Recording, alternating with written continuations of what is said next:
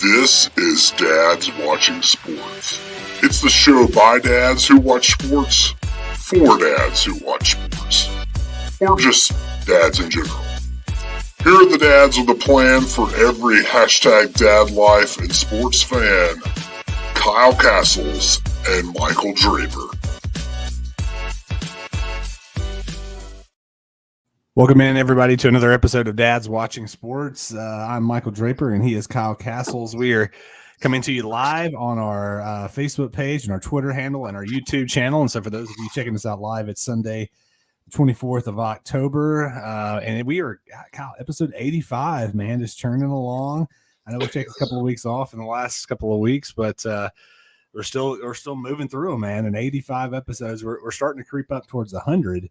And year two, which is exciting. So how are you, my friend? I'm good. I'm excited to get to 100 in year two, and hopefully I'm not speaking out of turn. But we're talking about how to make this thing better and grow it and all good stuff. So who knows? I don't know what might change or if anything will change. I don't know. But just so y'all know, like, we're talking about stuff. That's right. We are talking, we're strategizing, we're using strategery, we're using big words, think tank, just all kinds of we're going to have maybe a planning retreat. We're just doing all kinds of stuff. We're having a planning retreat. Yeah, man, absolutely. So trust falls and everything. That's right. Yes, without a doubt. We'll do breakout sessions, just the two of us, which will be weird because you'll be at the other side of the room. I'll be like, "Hey, Kyle, how's it going?" Well, as long as you lead yours and I lead mine, I think it'll be good. That's right. We'll facilitate. It'll be good. But Kyle, yeah, it's October 24th. It is it's officially the week of Halloween, or we're 1 week away. It's 1 week from today. Yeah. And I thought, Halloween's kind of a big deal, especially for those of us that have kids. And so I thought we'd get into a few topics just around Halloween. And Kyle, I guess maybe I'm just off the beaten path here, or I don't know, maybe living under a rock like everybody else the past couple of years. But when did decorating for Halloween, like outside, become such a big deal? Because like 2021 is the year of decorating for Halloween. Yeah. So I was driving by, and this was like a month ago, probably. I was down at your house, and there is, the one I'm talking about, like you pull into your neighborhood. I think it's like that first stop sign, the house kind of to the left. They've had stuff up since September. Yeah. And it's like a 20-foot skeleton and all kinds of other stuff. And it's just multiplied week after week. But yeah, like, I don't get it. I'm not a Halloween guy. I'll be honest. I don't get super excited about it. I dress up for the kids. We had trunk or treat at church tonight. And we had a frozen trunk or treat. So very nice. So Hannah was Elsa and Mama was Anna. Wrigley was Olaf, Jack was Kristoff, and I was the reindeer Sven. You were the donkey. I mean, the reindeer. Some people might call me another name for a donkey, but that's right. But yeah, like I'll do that, right? Like we're gonna go on Halloween night. We're gonna go out and be Pokemon, and so there's a very large, tall and round Pokemon called the Snorlax that sleeps a lot. So that's definitely what I'm being. There we go. It's very fitting. Very fitting indeed. But other than that, like I don't do it. I don't get it. Well, yeah, and I feel like, Halloween's always been a deal, but I don't know. Maybe it's just, with the past 2 years and people in their house and they just bought all these decorations, and maybe we just didn't get to see them that much last year. Maybe. But man, everywhere we go, it's just, and it's so much so that, like, on the way to school, like the kids know exactly where like the really cool decorations are. And so we'll drive past these houses and they're like, "Oh, where's the dragon?" Or, "Oh, where's the good ghost?" Or, "Where's the big pumpkin?" Yeah. And then the other night, on Wednesday nights, we kind of do split duty. So our daughter Emma has dance class, and Hayden stays home with me. And so Suzanne usually takes Emma to dance. And what Hayden and I've started doing is there's a running group here in Spring Hill, and so we've started going and meeting up with the running group because we're like, we got nothing else to do. So we were running through a couple of neighborhoods last Wednesday, and it's just like I mean, you think it's Christmas, the amount of decorations that's out for Halloween, and it just blows my mind. Like, I just don't get. So if you're checking this out on the podcast live stream, I'd love to hear how you're decorating for Halloween, or if you are, because at least in Spring Hill, Tennessee, people have gone above and beyond and are just throwing all their dollars, that they have into Halloween decorations. Yeah, I don't get it. I'm never gonna get it. It's not. I think it's one of the worst holidays. I think it's a waste of. I don't know. I think it's a waste of money. Like, kids don't need any more candy than they already get throughout the year. Who cares about costumes? Just like, can we just move on? Like, but November 1, Christmas tree goes up. Oh, see, yeah. Well, that's going to be a whole different conversation that we have in a week. But you brought up two things there, and so and these were not on our rundown. What you got this week? You're very welcome. I did get a rundown this week. But I do want to ask two things. Halloween costumes. You've already kind of alluded to what you guys are doing, and that y'all kind of go the family costume route. We do the same. I put a poll up on Twitter earlier today, and 100% of the vote is in for family costume over couples costumes or individual costumes for the family. Any fun, like, family themed costumes that you guys have either done in the past or that you've seen recently that you were like, oh man, we missed the mark there? Well, I really liked the Frozen one tonight. I don't mind being a reindeer. It works out. I gave Jack a piggyback ride because Kristoff rides Sven. Yep. In the movie, so it works out well.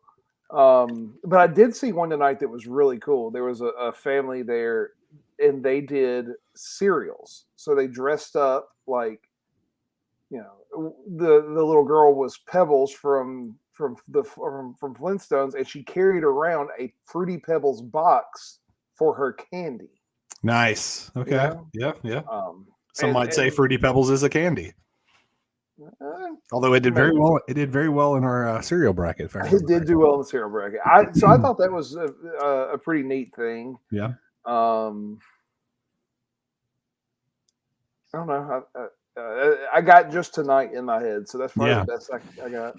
Yeah, I mean, I feel like every year you see those families that you're like, oh man, that's such a cool idea. Like, why did we not think about that? I've been trying to like peruse the interwebs to see like kind of what's the tell the people you got your own Pinterest and you're all on Pinterest. Oh, of course I do. Yeah, I mean, well, my goal was to get the Ted Lasso cast as our family, with Hayden being Ted and Emma being the owner, and Suzanne being Kylie or Keeley, and I being Roy Kent. Roy Kent, he's here, he's there, he's every bleeping where, Roy Kent. But that didn't win in our household, so we are Mario, Luigi, the princess, and Bowser. Suzanne is going as Bowser, which I'm very excited about. She's got a great costume. Was that a Suzanne call, or was that the kids' call? It was a little bit of both. I mean, Emma was in when the word princess came up. Yeah. Like, it didn't matter for her. She was going to be like anything princess she was in. And then Hayden was like, oh, I get to dress kind of like dad as Mario and Luigi. And then, I mean, for those of you that are familiar with Mario Kart 64, which I know all of our listening audience probably is. You better be. We play that fairly often, and Suzanne always gets Bowser and is awesome with Bowser. And so it was just kind of fitting. If you don't know Mario Kart 64, you're too young to listen to this podcast, and you probably need to turn it off. And you need to really evaluate your life. Let's just be honest. So that was question one. Question two, we always kind of hear about this dilemma around Halloween time is the consumption of candy. And like, what's that level that you're comfortable with the night of? And what does it kind of look like the next day? Does like half the candy go in the trash? How do you guys handle the night of? And then what's the after Halloween plan? I mean, I know there's a dad tax involved, but what does that look like for you guys? Yeah, so we let them have a few pieces the night of, and sure. I don't know. I think they may have had 4 or 5 tonight, and that's my guess, unless they got something that I didn't know about. Yeah. And so that was fine.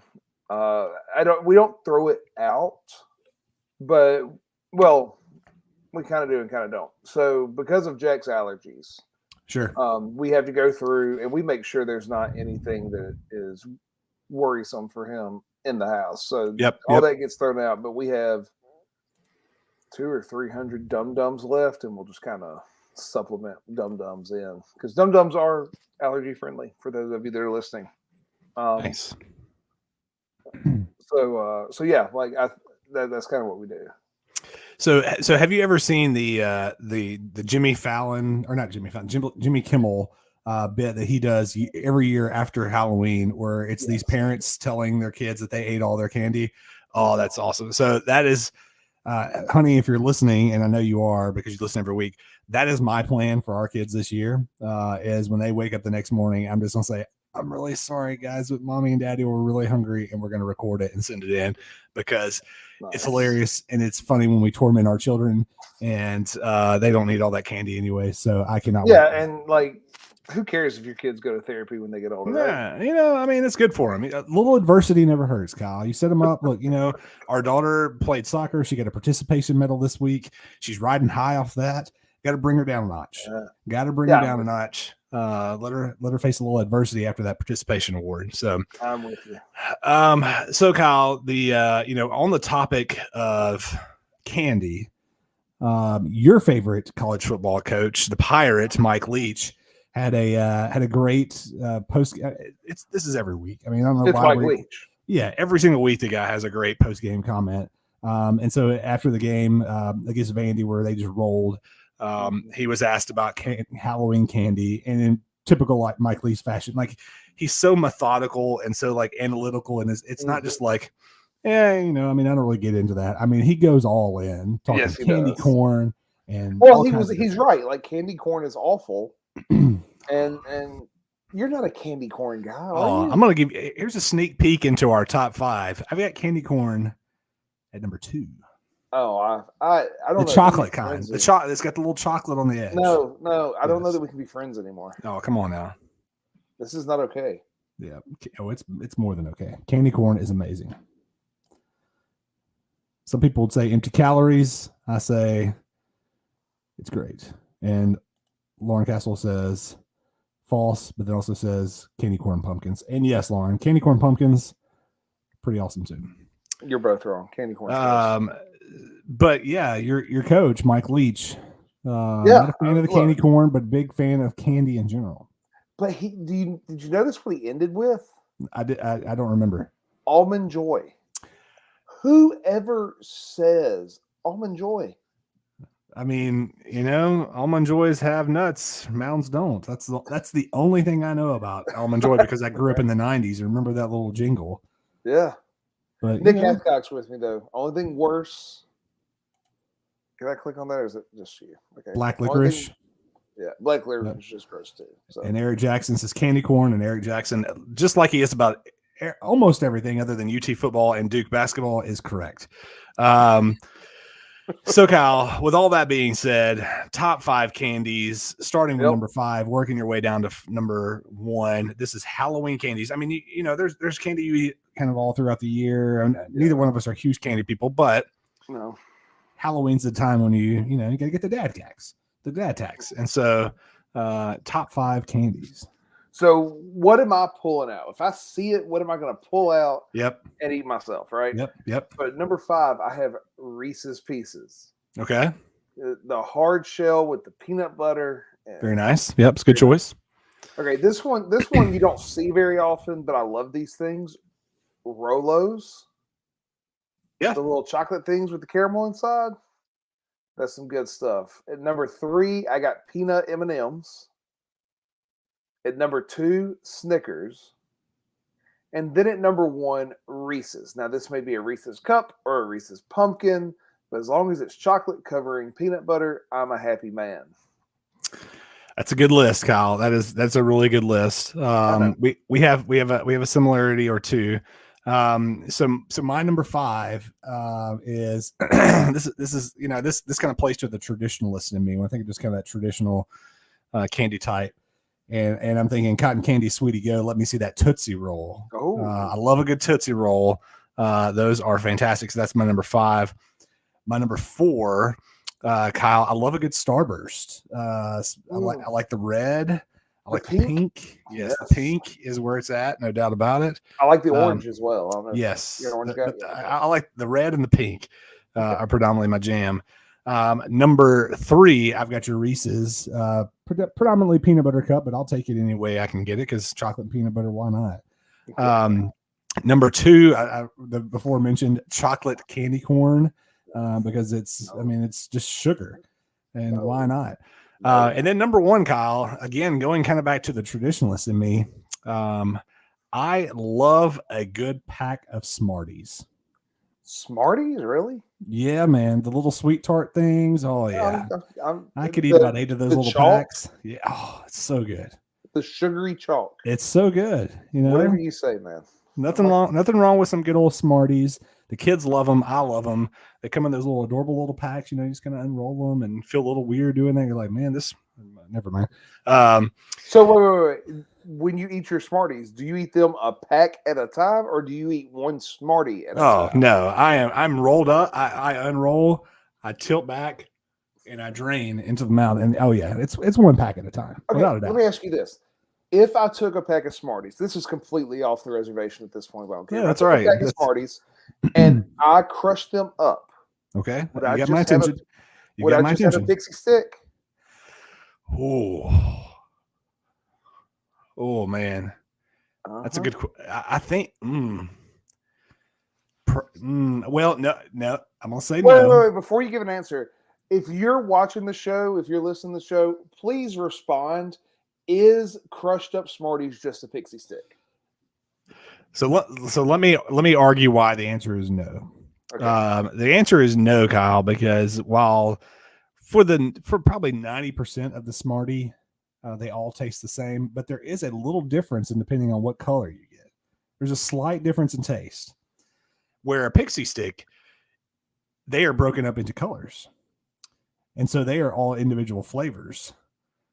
And so while you have the Smarties that are all different tastes, the pixie stick is one individual taste. And so I therefore say no, which is in agreement with Nick Hathcock. Eric Jackson just says they have no flavor, have more flavor, excuse me. Pixie sticks do. So I win. Well, I mean, if Nick says no, who am I to argue with? That's right. That's absolutely true. All right, Kyle, you mentioned it you mentioned it earlier. You wanted to jump in, and I did not have this on a rundown, but you mentioned it, so my interest peaked. I know your son took another trip out to LA. How are things going? It's going okay. So he went out there and he had in his challenge 250 milligrams of pistachio, and he was able to get it down with no reaction. It sounds like he had 3 things to eat. It was sesame seed, pistachio, and I'm missing one. Whatever else it was. I don't remember now. But he did well. I say he did well.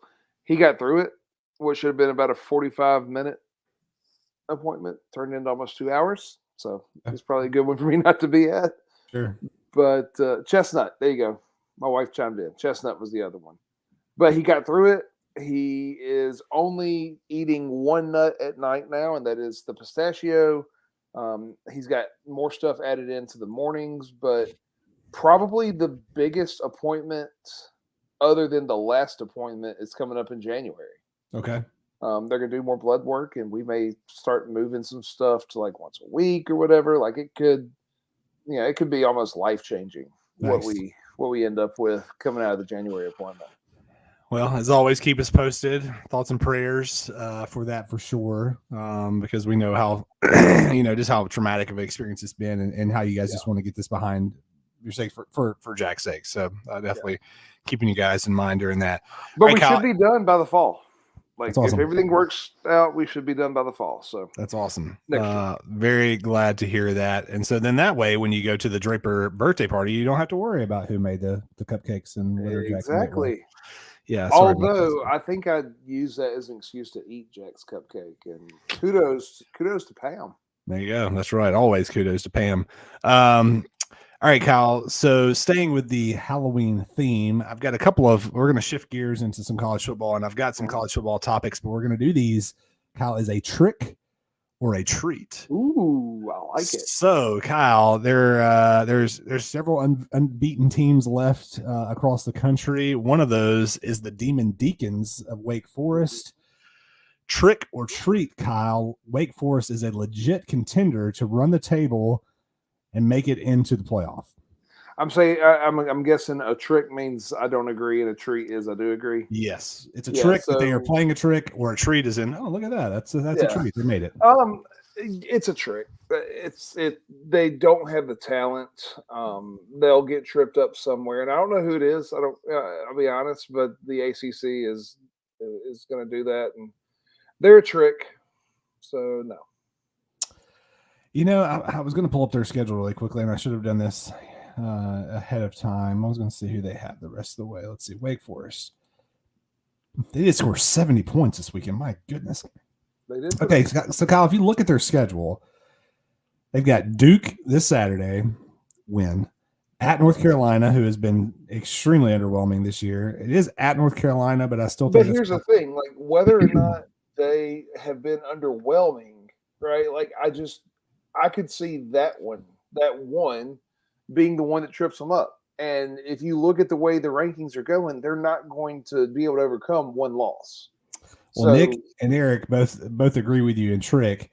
You know, I think just for the sake of it, I'm going to say treat that they at least run the table. I think they go undefeated in. Wait. North Carolina, NC State, and Clemson. Those are probably your three best teams in the ACC besides Wake Forest right now because they're undefeated, right? Yep.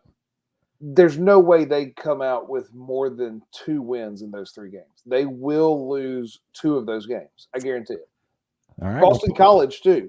We're gonna put the put Kyle's. Luckily, we record this, so now we got you on record. I mean that's for ACC football, if you will. That's a tough sledding. But they win one of the 4. One of their last 4. I got them going 4-0, but let me ask you this then: if they run the table, win the ACC championship game against, I don't even know who they'd probably Pitt would be who they played, which is a good team. Yeah, but like, if they go undefeated, do you have to put an undefeated ACC team in the playoff, right? Do you, or is it depending on who else is undefeated? I don't even know that. Like, they could go and win out. And Bama went out and beat Georgia in the SEC title game, and a 1-loss Georgia gets in before an undefeated Wake Forest. Yeah, I agree with that. I think a 1-loss Ohio State team gets in before Wake Forest. There'll be a lot of upset fans in ACC country if either of those things happen. But yeah, absolutely, have some better football teams without a doubt. All right, Kyle. Next one, trick or treat. They've had a couple of scares. Basically, they've had several all year. Will OU survive the season undefeated? Okay, so I'm going to have to do what you did and pull up the schedule. I don't know. I always feel like, yeah, they will, and then somebody trips them up. But I feel like the Kansas game should have been the one that tripped them up, or the Texas game, or the K-State game. They have Tech, Baylor, Iowa State, Oklahoma State. One of, like, not Tech, right? Take Texas Tech out of it. Right. Baylor, Iowa State, Oklahoma State. Those are quality teams. One of those trips them up. At Baylor, or the Bedlam game. I'm going to say they win in Norman against Iowa State, but I think they lose to Baylor or Oklahoma State. Well, if you look at their schedule, I mean, you just go back a couple of weeks ago, West Virginia, they should have lost that game. Kansas State, probably, I mean, a case could be made they should have lost that game. Texas definitely should have lost that game. TCU hung around with them for 3 quarters, and then Kansas was beating them at halftime. Yeah, and what did you think about the play by their quarterback, where he rips the ball from the tailback on 4th and 1 after it looked like maybe forward progress had stopped? And I've been watching college football this year, and I've been going like, I don't see anybody that's really stepping up and being like, I am the Heisman winner, except Caleb Williams from Oklahoma, and he hadn't started. Like, he's coming in as a half-year starter. Like, yeah, or 2 games. Yeah, I don't. It's hard, right? It's hard for me to go like, that's the kid, but he's the one that I can look up and go, he's been the best player when he's been on the field, but he hadn't been on the field as much, so it's hard for him. Yeah. So I don't know. What do you think? No, I don't think they survive undefeated. I don't think there's any way. I think, I mean, this is the same Oklahoma. It's kind of like, you know, they're just the same team every single year.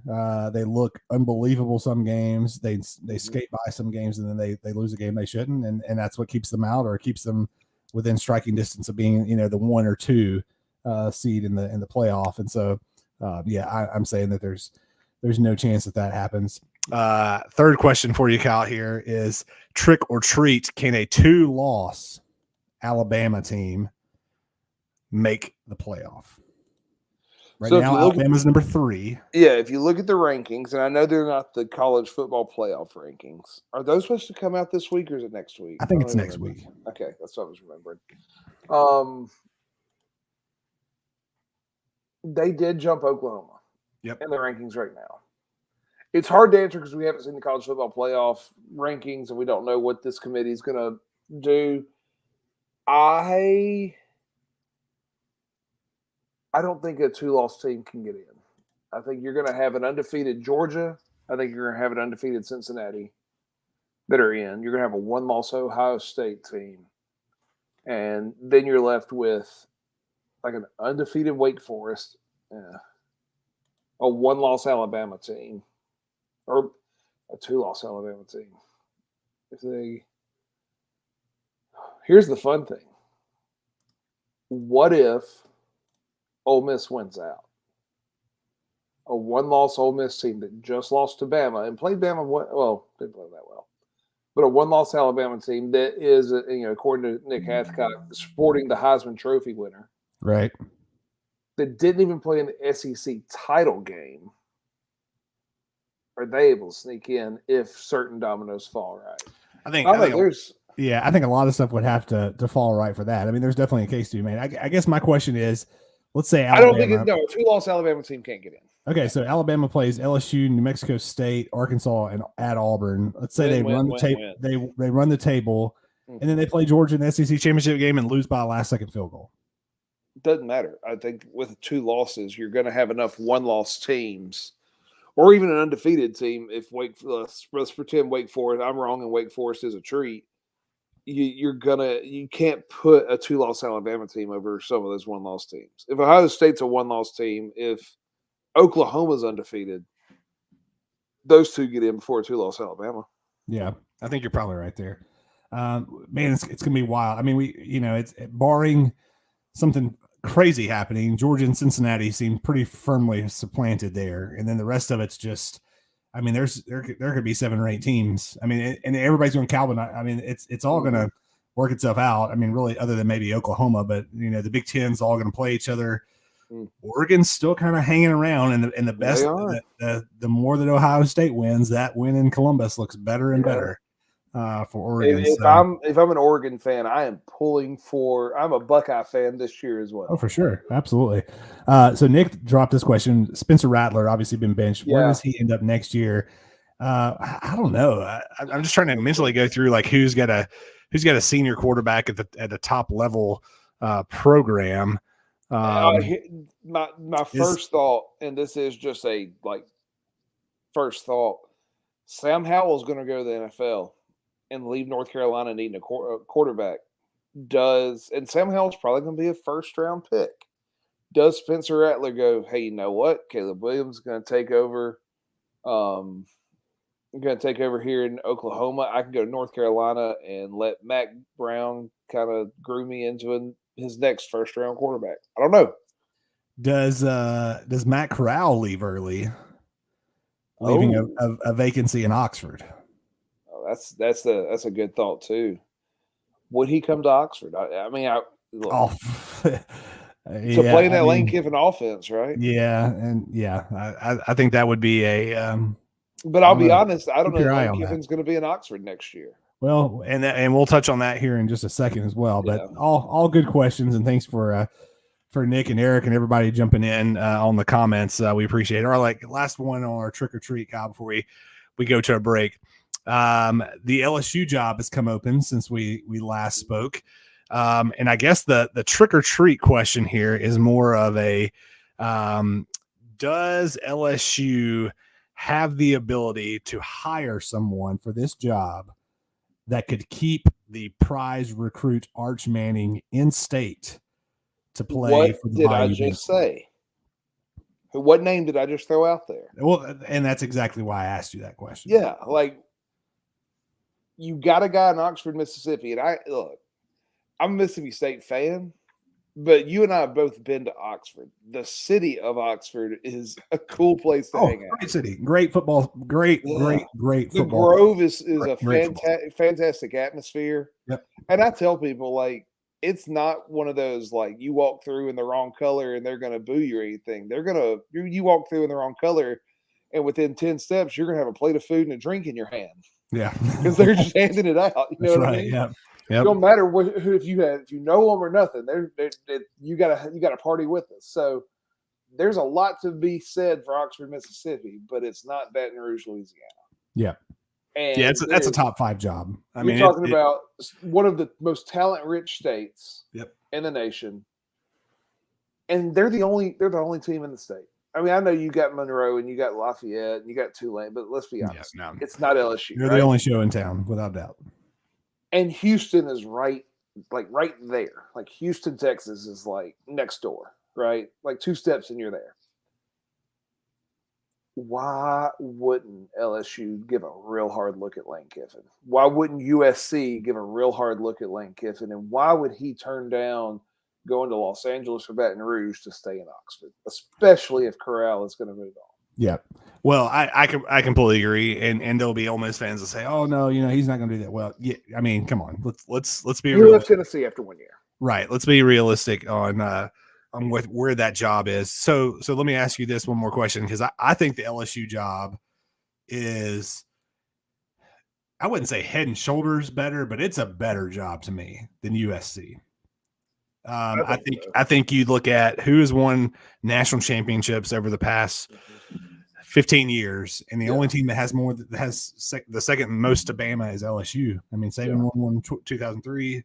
If Les Miles can win a national championship down there, could have potentially won another one, and then what Orgeron did 2 years ago. So I think the LSU job is much better. What say you? Yeah, I think I would. I think you're a bit. Here's the only thing. The only thing is, if you're LSU, you got to go through Nick Saban every year just to get you. For how much longer? But for how much longer is that? I don't know. Here's the thing. Look at what they've done to Ed O, right? That dude won a national title 2 years ago, had a pandemic year, and this year, and he's out. Yeah. Do you have time to wait on Nick to get out? It's true. Because look, we've seen one Nick Saban assistant now beat him, and that is, isn't Jimbo the highest paid coach in college football? If not, he's right there. Yeah, he's right there. Like, and he's for a reason. He is a great coach and a great recruiter. And I think Lane Kiffin's a good coach. I think he's a better recruiter than he is coach.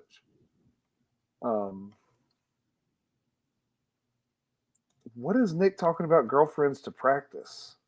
Oh, there was a report that Orgeron brought girlfriends to practice and their kids went through drills. There have been a handful of LSU players that have gone on social media and adamantly denied that. Now, whether that was them saying, "Hey, I'm just trying to take up from my coach," or what. I've heard about that, yeah. But yeah, I think the Coach O stuff was predominantly on the field, but there was definitely some off the field stuff that played into that as well. So, I mean, those are 2 great jobs. I'm sure they will land someone at least of high rank in terms of hype, and then we'll just kind of see how it all plays out. I've also heard they're going to go back and get Jimbo.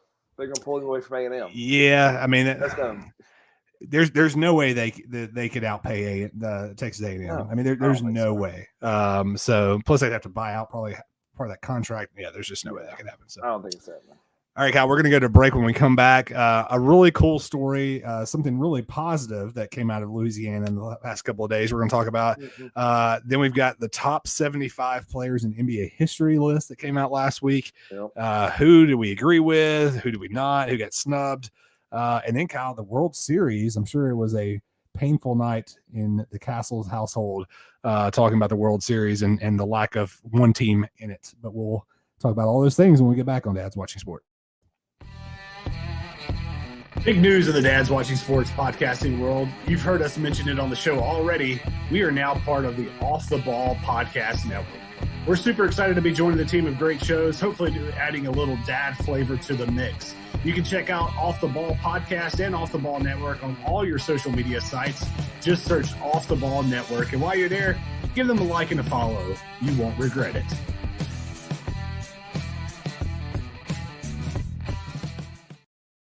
Welcome back to Dad's Watching Sports. Kyle Castles and Michael Draper, thank you so much for joining us, whether it's through the live stream or through our podcast. If you do download our podcast, we appreciate that. If you will give us a rating and a subscription and a review, we would very much appreciate it.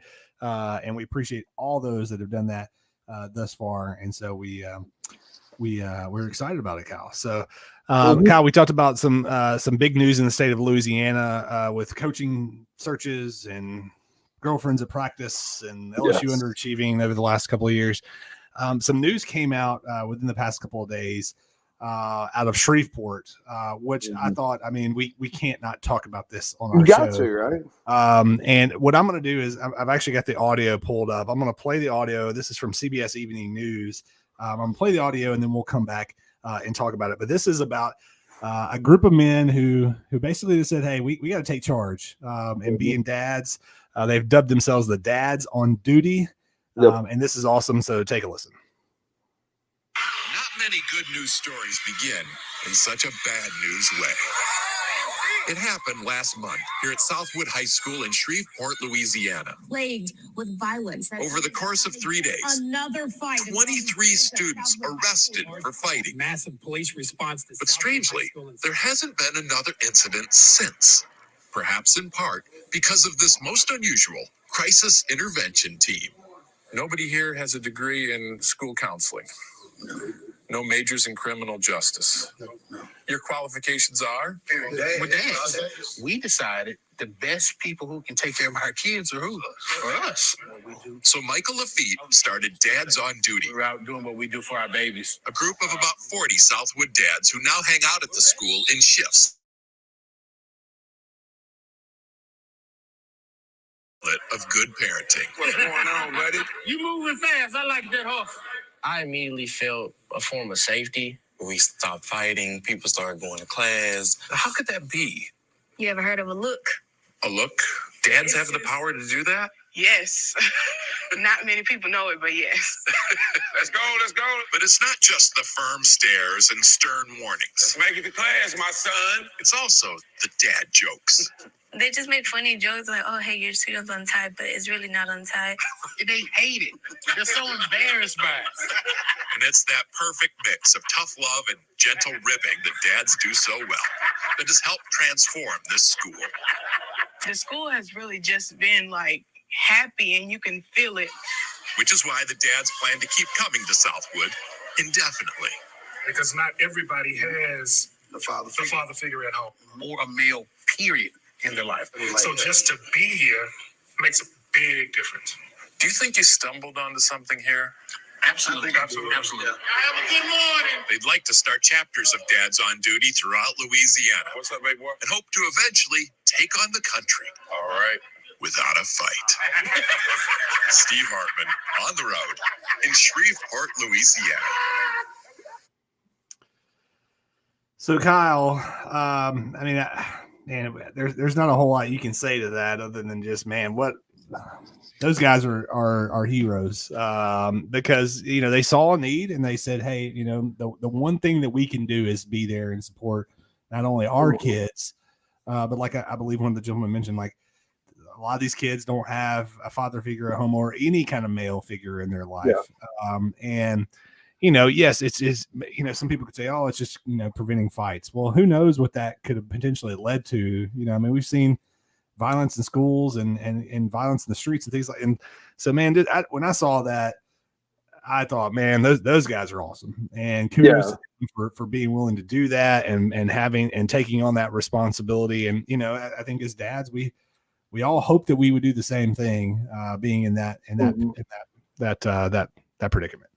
Well, and quite frankly, and I know Nick well enough to know that he's probably thinking the same thing I am. Kudos to that school and that district allowing them that ability. Yep. I don't know what kind of paperwork. I don't know if they had to become like tier 3 volunteers, which is the term used here, that like we background check these people so they can be in the building or whatever. Yep. But the fact that they like all said, you know what, fine, we will allow you into our building. We will allow you to take care of these kids. That's fantastic. And that is something that as an educator, we always talk about is the more we can get parent involvement, the fewer problems we have. Mm-hmm. And so, it's a wonderful story. Great job to those dads. Just looking up and going, this isn't how I want my kids going to school. So, yeah. Well, I think exactly what you said, that parent intervention.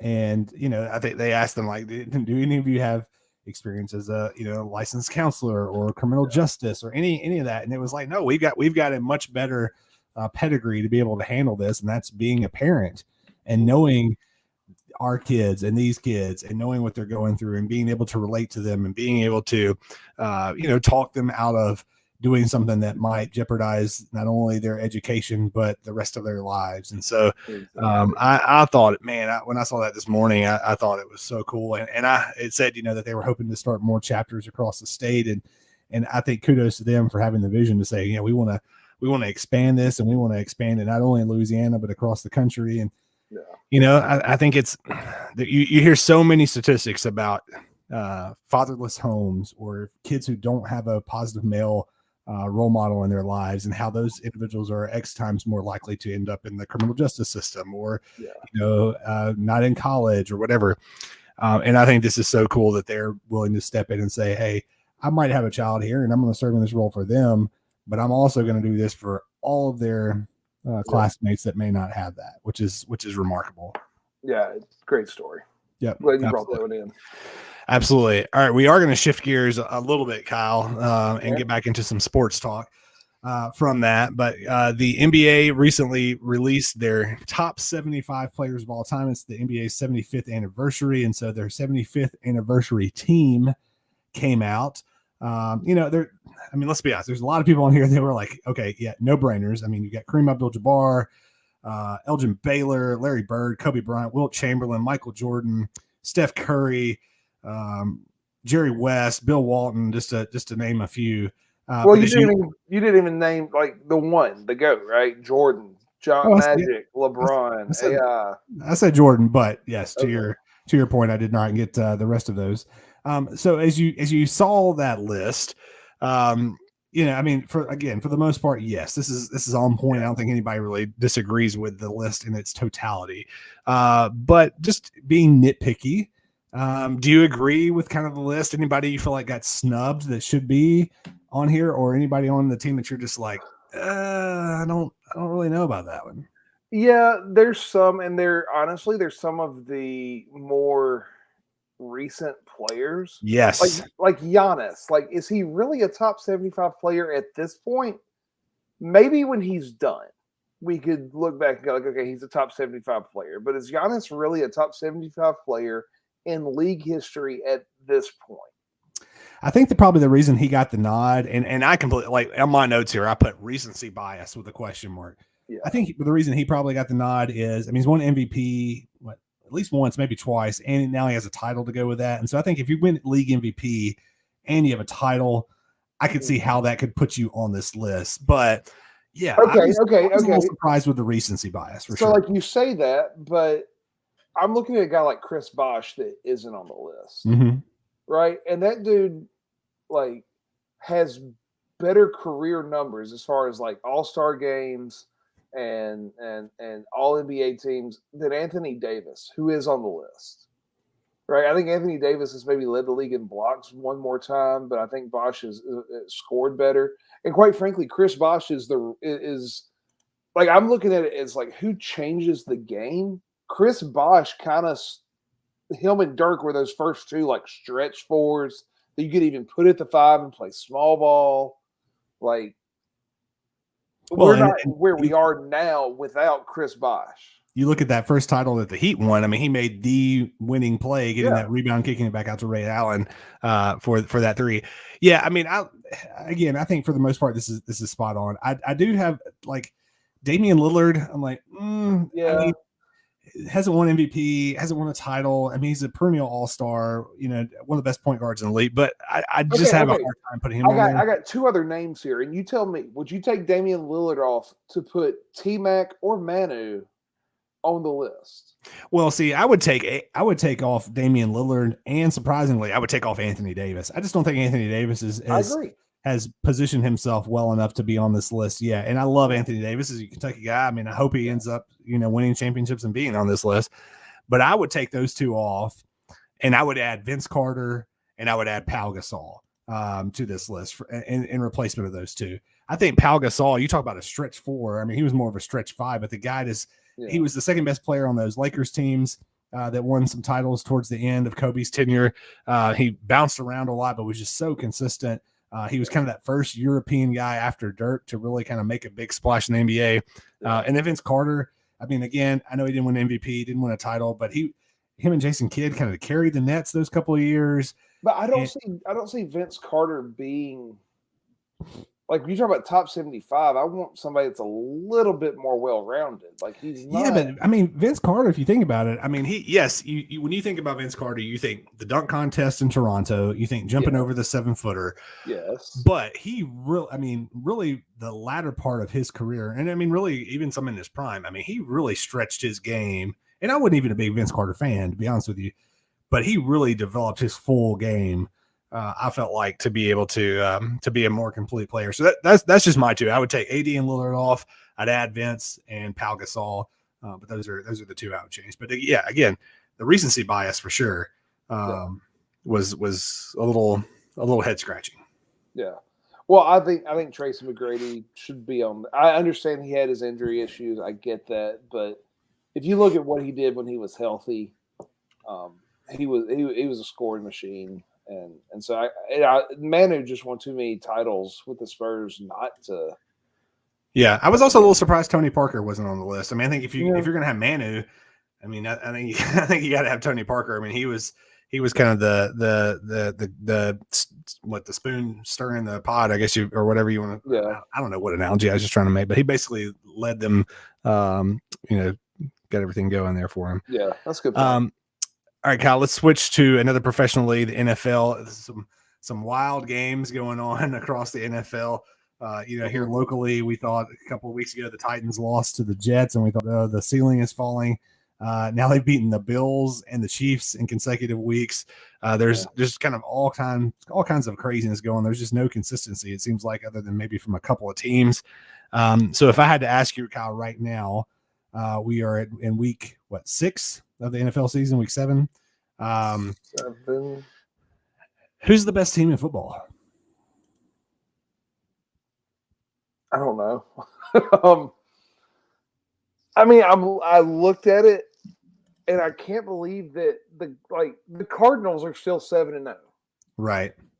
And when they hired Cliff Kingsbury, I went like, huh?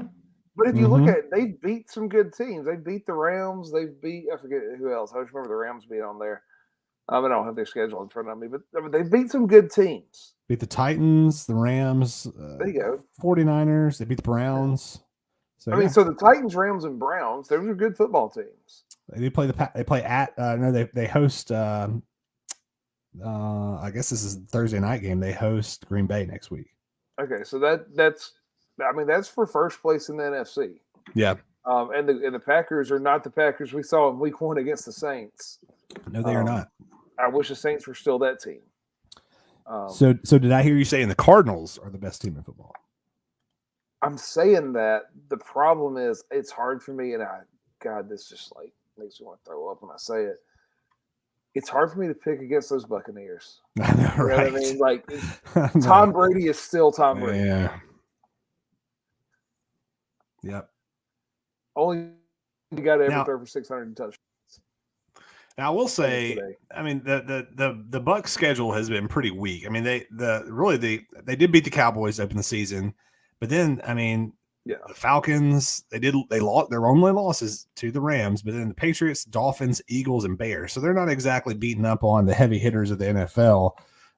With all that to be said, I put the best team in the NFL as the Bucks. I think until you beat them, until they're proven to not be the best team and be the defending champs, and until they don't have number 12 in their huddle. Well, and I'll be honest, like going into the season, I was still saying the Chiefs are the best team. Mm-hmm. But my goodness, what a difference a year makes.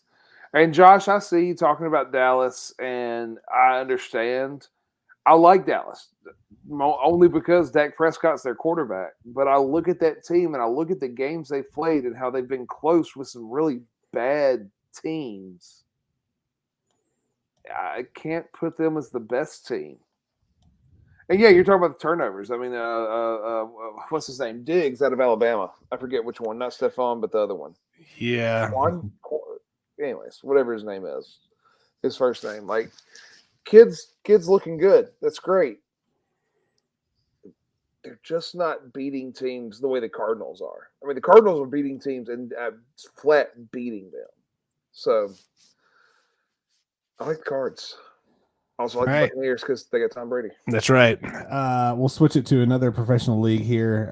So, Kyle, I know it was a tough night in the Castles household as the Dodgers fell to the Braves in 6 last night. So we've got a Braves Astros World Series. I don't think either one of us picked it. I picked the Astros, but I picked the Astros and the Brewers. You picked the Dodgers and Red Sox? Maybe. Either way, neither of us had Braves and Astros. Braves in the World Series, since first time since 1999.